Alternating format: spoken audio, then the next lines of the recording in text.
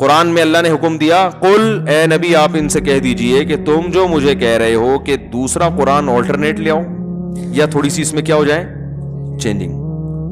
قل ما یکون لی یہ مجھ میں قوت ہی نہیں ہے, طاقت ہی نہیں ہے, میرے لائق ہی نہیں ہے, میرے بس میں ہی نہیں ہے ان ابدلہ من تلقاء نفسی کہ میں اپنی طرف سے اس میں کچھ چینجنگ کر دوں, بلکہ میں تمہیں اس سے بڑھ کر ایک اور بات کرتا ہوں کہ میں جو لا بیان کر رہا ہوں نا اس میں چینجنگ کا تو سوال ہی پیدا نہیں ہوتا. بات یہ ہے ان اتبع الا ما یوحى الی کہ میں خود اس لا پہ عمل کرنے کا مکلف ہوں جس لا کا میں تمہیں کہہ رہا ہوں. وہ صرف تمہارے لیے نہیں میرے لیے بھی ہے. مجھے بھی ڈر ہے انی اخاف ان عصیت ربی عذاب یوم عظیم, میں تو تم سے زیادہ ڈرتا ہوں کہ اگر اس لا کی مجھ سے کہیں مخالفت ہو گئی تو بہت بڑا عذاب میرے لیے تیار ہے. پھر مجھے تو اپنے بارے میں ڈر ہے. تو یہ اللہ نے نبی صلی اللہ علیہ وسلم کی زبان سے یہ نکلوائے یہ الفاظ, وہی نازل ہوئی کہ ان کو یہ کہہ دیں, تو ایز اٹ از آپ نے وہ کلام نقل کر دیا. ورنہ کوئی اپنے بارے میں یہ کہہ سکتا ہے کہ بھائی میں تو اگر خود فالو نہ کروں تو مجھے ڈر ہے کہ عذاب نہ آ جائے. تو وہ اللہ کہلوا رہے کہ آپ یہ بولیں, آپ یہ کہیں, آپ یہ کہیں, آپ یہ کہیں. قرآن کی صداقت کے بڑے عجیب واقعات ہیں. دیکھیں رسول اللہ صلی اللہ علیہ وسلم کی حضرت زینب سے نکاح ہوا نا, پھوپھیزاد بہن تھی آپ کی. جب حضرت نبی صلی اللہ علیہ وسلم کا نکاح حضرت زینب سے ہوا تو انسان کی فطرت ہے کہ دلہن جب رخصت ہو کے آتی ہے تو شروع میں تو انسان کی طبیعت بہت مائل ہوتی ہے نا دلہن کی طرف. تو آپ صلی اللہ علیہ وسلم کی جب حضرت زینب سے نکاح ہوا تو آپ کی طبیعت بھی ان کی طرف مائل تھی. تو اب کیا ہوا ہے کہ ولیمہ کیا آپ صلی اللہ علیہ وسلم نے, صحابہ آئے, ایک تو کھانا پکنے میں ابھی ٹائم تھا, پہلے ہی آ کے صحابہ کو تو نبی سے ملاقات کا موقع چاہیے تھا نا کہ یار چلو نبی نے دعوت کی ہے پہلے پہنچ جاؤ, 1 گھنٹہ پہلے ہی چلے جاؤ. نبی کے گھر میں بیٹھنا نصیب ہو رہا ہے, نبی کے دسترخوان پہ, وہ تو محبت میں کر رہے ہیں, اور پھر کھانا کھانے کے بعد بھی بیٹھے ہوئے ہیں. آپ صلی اللہ علیہ وسلم کو اس سے تکلیف ہو رہی تھی, آپ صلی اللہ علیہ وسلم کو اس سے تکلیف ہو رہی تھی.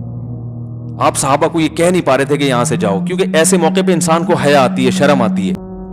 تو آپ صلی اللہ علیہ وسلم اس طبعی حیا کی وجہ سے, طبعی رغبت بھی ہے بشر ہونے کی وجہ سے, اور طبعی حیا بھی آ رہی ہے, صحابہ سے کہتے ہوئے آپ شرما بھی رہے ہیں, لیکن آپ کو تکلیف ہو رہی ہے کہ بھی جا کیوں نہیں رہے. قرآن میں آیتیں نازل ہو گئیں, یا ایھا الذین آمنو اے ایمان والو, جب تمہیں رسول صلی اللہ علیہ وسلم بلایا کریں تو کیا ہے, ولا مستأنسین لحدیث, باتوں میں دل نہ بہلاؤ ایسے موقع پہ. اور وہ کیا ہے پوری آیت پڑھو بھائی کوئی حافظ.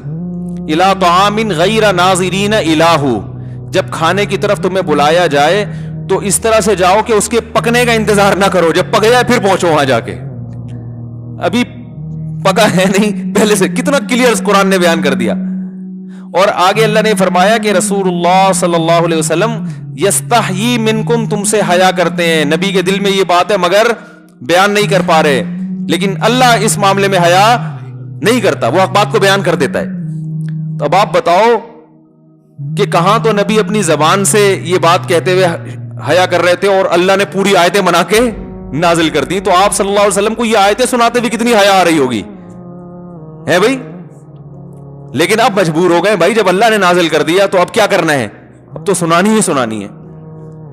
تو رسول اللہ صلی اللہ علیہ وسلم کی زبان اقدس سے وہی کلام نکلتا تھا جس کا اللہ نے آپ کو مکلف بنایا, اور آپ نے فرمایا میں اس میں اپنی طرف سے تبدیلی نہیں کر سکتا. تو اللہ نے فرمایا کہ ما یکون لی, ان سے کہہ دیں کہ یہ میرے بس میں نہیں ہے, جیسے نازل ہوگا ایسے بیان کروں گا. جس طرح اللہ ہی اگر کوئی نرمی کر لے تو الگ بات ہے. یہاں ہمیں سبق یہ ملتا ہے کہ بھائی آپ جب علماء سے کوئی مسئلہ پوچھیں تو رشتہ داروں کی طرف سے جب رکاوٹ ہونا تو آپ بتا دیں بھائی شریعت کا یہ حکم ہے, جب ہے تو بس ہے, صحیح ہے نا, اس پہ بحث نہیں ہے. اب دو رائے ہو نہیں سکتی. اللہ کے حکم کو ہماری خواہشات کے حساب سے چینج نہیں کیا جا سکتا.